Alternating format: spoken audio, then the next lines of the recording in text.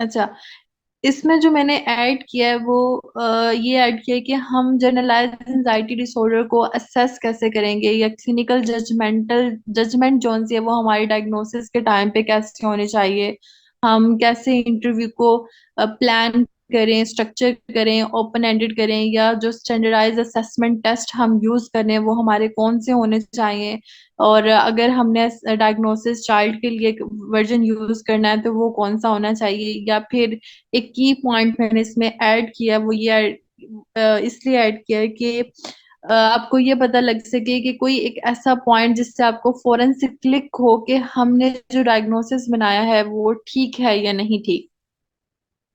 First कौन सा है वो मैंने during an assessment your clinician will use the diagnostic criteria, standard assessments and their clinical judgement to make a diagnosis. मतलब कि ये एक लिस्ट है कि असेसमेंट के लिए आपको क्या क्या चीजों की जरूरत है। Diagnostic criteria of course DSM-5 का होना चाहिए। स्टैंडर्ड असेसमेंट जो हमारे जिस तरह बैक एंजाइटी मैंने इसमें बिल्कुल नहीं डाली क्योंकि वो सबको पता है कि बैक एंजाइटी जौन सा टेस्ट भी यूज किया जाता है। इसमें मैंने जनरलाइज एंजाइटी डिसऑर्डर स्केल 7 वाला डाला है। और इसमें हम डैश भी यूज कर सकते हैं। एक मैंने structured clinical interview for DSM disorder जौन सा है, ये एक स्ट्रक्चर्ड परफॉर्मा है, वो डाला है। अच्छा, अब इसमें जो क्लिनिकल जजमेंट है वो इसमें ओपन एंडेड वे में डालिए ताकि हम इसको डायग्नोसिस अच्छे तरीके से बना सके। ये एक लिस्ट है, डायग्नोस्टिक क्राइटेरिया, स्टैंडर्डाइज असेसमेंट और clinical judgement for a diagnosis. अब है generally they will ask about your symptoms in an open ended way.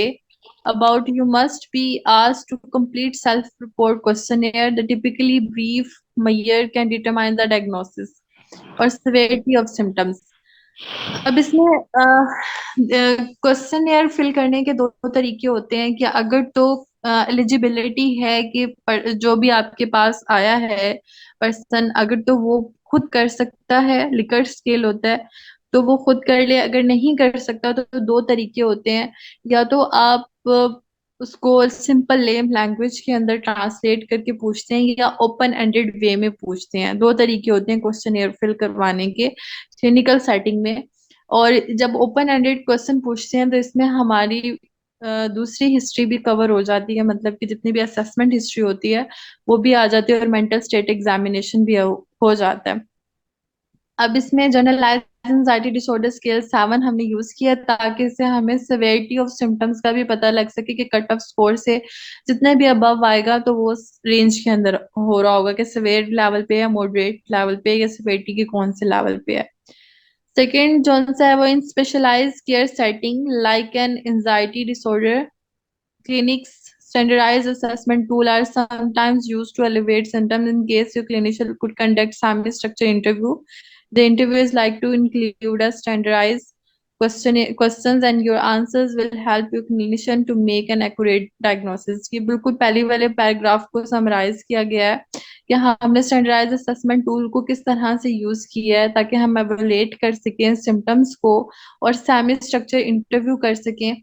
Semi structure interview ये होता है कि कुछ प्री प्लान्ड होता है और कुछ हम ऑन द स्पॉट सिचुएशन के अंदर क्वेश्चंस पूछते हैं ताकि हमें ब्रीफली पता लग सके कि क्या सिचुएशन है और कौन से ट्रिगरिंग पॉइंट है, और सिवियरिटी के रीअश्योरेंस हो सके सिम्टम्स को लेकर।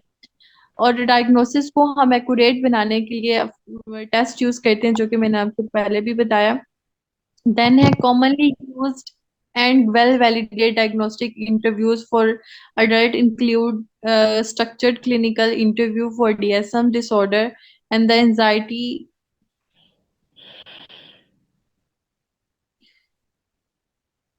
disorder interview schedule for DSM-5 and there is a child version। अच्छा, अब इस पैराग्राफ में जो मैंने ऐड किया है ये है दोनों स्ट्रक्चर्ड इंटरव्यू हम बनाते हैं। ये है स्ट्रक्चर्ड क्लिनिकल इंटरव्यू जो DSM डिसऑर्डर्स के अकॉर्डिंग बनाया जाता है, जो कि फॉर डायग्नोसिस ही स्पेसिफिकली बनाया जाता है, और ये चाइल्ड और अडल्ट अडल्ट दोनों के लिए इंटरव्यूज होते हैं। अब इसमें जो की पॉइंट है, उस की पॉइंट को आप इस तरह से भी देख सकते हैं कि ड्यूरिंग इंटरव्यू आपसे जो रिपीटेडली पूछा जाएगा वो ये भी पूछ सकता है कि एक तो आप पॉइंट नोट कर सकते हैं रीअश्योरेंस वाला, कि वो दूसरों से रीअश्योरेंस लेगा। दूसरा, वो मेथड जो से होंगे उसके डिफरेंट होंगे स्ट्रेस मैनेजमेंट करने के लिए, और जो उसकी रिलैक्सेशन होगी वो उसको अवेल नहीं हो रही होगी। तो ये आपको पता चलेगा कि इसको प्रोफेशनल हेल्प की जरूरत है। मतलब इसके जो पॉइंट्स हैं वो ये हैं कि रीअश्योरेंस हो गई, रिलैक्सेशन उसको अवेल नहीं होगी, और थर्ड जो से होंगे उसके स्ट्रेस मैनेजमेंट के जो मेथड होंगे वो रिपीटेटेड होंगे और बहुत ज्यादा डिफरेंट होंगे। ये की पॉइंट्स होते हैं जो बहुत ज्यादा प्रोमिनेंट होते हैं, जो सफर कर रहे होते हैं जनरलाइज एंजाइटी डिसऑर्डर से। ओके, आई थिंक हमें आज के टॉपिक को थोड़ा सा समराइज कर लेना चाहिए। हमने कोपिंग स्ट्रेटजीज पहले पढ़ी हैं। कोपिंग स्ट्रेटजीज हमने जो पढ़ी हैं लतीफ, वो थोड़ा सा ऊपर करते हैं। हाँ जी, अब शो ही है। जी जी। डीप ब्रीथिंग है, माइंडफुलनेस है, प्रोग्रेसिव मसल्स रिलैक्सेशन है, और विजुअलाइजेशन है। डीप ब्रीथिंग में हम उनको ऑक्सीजन लेवल प्रॉपरली इनटेक करने का करते हैं। माइंडफुलनेस के अंदर हम पर्सन को रियलाइज करवाते हैं, अवेयर करवाते हैं प्रेजेंट सिचुएशन से। प्रोग्रेसिव मसल रिलैक्सेशन के अंदर हम प्रैक्टिस करवाते हैं रिक्वेलिटी की तरफ, और रिलैक्सेशन होती है मसल्स की, ताकि जो पुल हुए होते हैं, स्ट्रेस आउट हो जाते हैं मसल, वो रिलैक्स हो सके।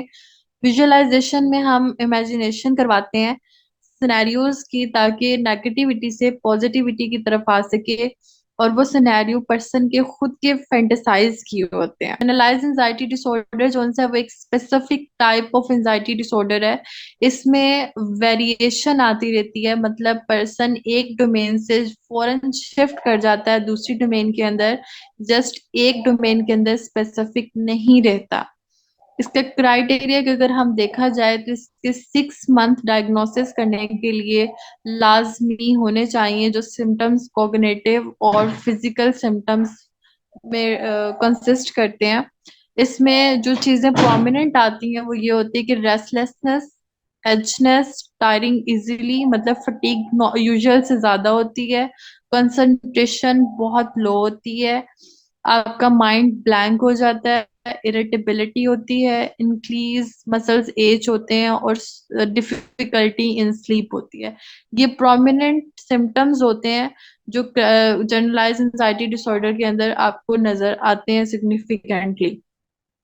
अब इन सिम्टम्स की वजह से इश्यूज होते हैं रिलेशनशिप के अंदर, आपकी रेगुलर रूटीन के अंदर, वर्किंग फील्ड डोमेन के अंदर, और फंक्शनल डोमेन के अंदर। अब इसका है सेकंड पैराग्राफ में लतीफ, इसमें है फॉर एग्जांपल इन स्कूल से लास्ट वाले जी, यही जो लोग जनरलाइज एंजाइटी डिसऑर्डर से गुजर रहे होते हैं उनको स्वेटिंग, नोजिया और डायरिया एक की सिम्टम नजर आएगा, कि वो कंप्लेन करेंगे, और पॉसिबिलिटी है कि वो गैस्ट्रो वालों के पास भी, मतलब उनके पास बहुत सारी प्रिस्क्रिप्शन होती है। इसके अंदर बहुत ज्यादा जो इशू आ रहा होता है वो ये इशू आ रहा होता है कि इन्हें रेस्टलेसनेस रहती है पूरा दिन। अब है कि ये जितने भी सिम्टम्स हमने पढ़े हैं ये बेटर एक्सप्लेन ना हो रहे हो किसी और मेंटल कंडीशन से, प्रेस्क्राइब मेडिकेशन से, अल्कोहल से, या रिक्रिएशनल ड्रग से। नेक्स्ट हमने असेसमेंट में पढ़ा था कि असेसमेंट करने के लिए आपको कौन कौन सी चीजों की जरूरत पड़ती है। पहले डीएसएम क्राइटेरिया होना चाहिए डायग्नोस्टिक, स्टैंडर्डाइज असेसमेंट होनी चाहिए। स्टैंडर्डाइज असेसमेंट में कौन सी चीजें होनी चाहिए, structure clinical interview for DSM disorder होना चाहिए, और disorders interview schedule for DSM 5 की क्राइटेरिया को एक्यूरेट बनाने के लिए जो हम डायग्नोज कर रहे हैं उसके लिए जरूरी होता है। ओपन एंडेड वे होना चाहिए, सेल्फ रिपोर्ट क्वेश्चनियर होना चाहिए, ताकि आप क्लिनिकली जजमेंट दे सकें एक एक्यूरेट डायग्नोसिस के लिए।